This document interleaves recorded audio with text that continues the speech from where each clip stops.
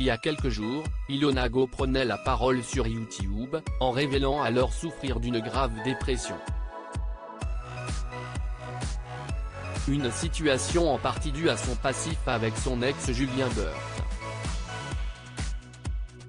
En effet, celui-ci lui devrait pas moins de 80 000 €, une dette énorme due à son refus de payer le loyer de la maison qu'ils ont partagée ou encore trop nombreuses notes de frais rattachées à leur société de shampoing, jusqu'à 100 000 €.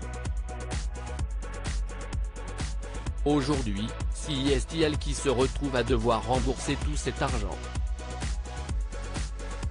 Mais l'histoire ne s'arrête pas là, car celle qui est devenue connue du grand public dans l'émission dit Couple Parfait l'a également accusé d'avoir été violent à son égard, et notamment de l'avoir étranglé après une soirée arrosée.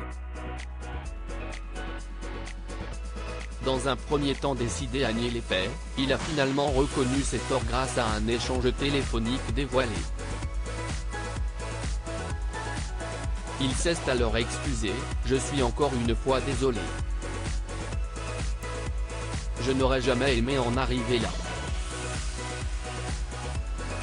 Je te le promets que je suis désolé. » La jeune femme est donc décidée à porter plainte. Une situation très délicate pour Julien Burt, lui qui était jusqu'ici en couple avec Mélanie Dedigama depuis leur coup de cœur sur le tournage des 50 l'été dernier. Ce vendredi 10 mars, il a pris la parole à ce sujet sur Instagram. Voilà pourquoi elle ne me parle plus, je vais prendre la parole en ce qui concerne Mélanie. Cette femme est formidable et c'est moi qui lui ai menti sur certains trucs et c'est tout ce qu'elle déteste. C'est la femme la plus loyale que je connaisse, donc ces trucs-là ne passent pas avec elle. Elle a entièrement raison, et je m'excuse encore une fois auprès d'elle. Elle a appris des choses en même temps que vous, mais elle a aussi appris des choses annexes sur lesquelles j'ai menti. Voilà pourquoi elle ne me parle plus, a-t-il déclaré à sa communauté.